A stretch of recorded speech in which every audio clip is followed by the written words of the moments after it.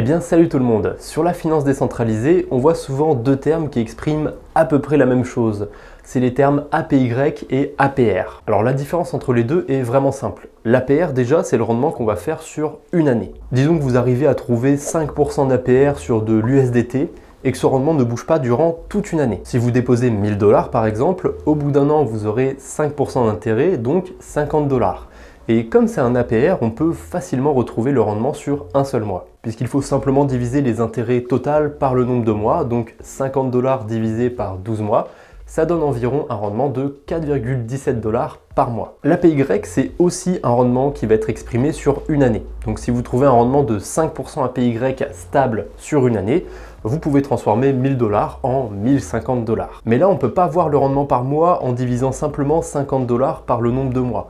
Le problème, c'est que là, les intérêts ont été composés. Et c'est ça la différence entre APY et APR, c'est la composition des intérêts. Dans le cas où vous restez une année et que votre rendement arrive à rester stable, vous vous en foutez en fait que le rendement soit en APR ou en APY. Parce qu'au final, sur une année, ça va pas faire de différence. 5% APR et 5% APY, ça vous donnera exactement le même rendement. Le problème, c'est que ma chaîne est axée sur la finance décentralisée et dans ce monde, le rendement stable, ça n'existe pas vraiment. C'est pour ça que je vous déconseille de vous fier aux APY sur la DeFi. Si jamais un site vous affiche des APY, convertissez-les en APR. Évidemment, il y a des outils qui peuvent faire ça pour vous, comme le site APR to APY que je vous mettrai dans la description. Pour convertir, c'est simple. Vous devez d'abord choisir la cadence de composition des intérêts. Dans mon exemple, on est sur la DeFi, donc je vais choisir Daily. Parce que sur la finance décentralisée, les intérêts sont très souvent réinvestis. Parfois, c'est même plusieurs fois par jour, mais ça change pas grand chose sur une année. Donc laissez en daily, ce sera suffisant. Ensuite, vous mettez soit votre APY, soit votre APR, et la conversion se fait automatiquement. Un rendement de 30% APR se transforme par exemple en 35% APY.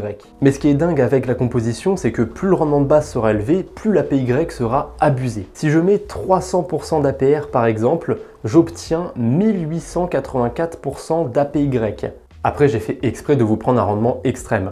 C'est impossible de vous proposer un tel rendement sur une année entière. Si c'est le cas, c'est de l'arnaque clairement. Ou alors, dans le meilleur des cas, vous aurez vraiment 300% d'intérêt par an, mais la crypto sur laquelle vous aurez ces intérêts, elle va se faire moins 99% par jour. Bref, j'espère qu'à présent, vous serez un peu plus prudent quand vous verrez des rendements élevés sur la DeFi. Gardez aussi à l'esprit que plus un rendement va être élevé et plus il sera risqué. Essayez de comprendre aussi comment cet intérêt est généré.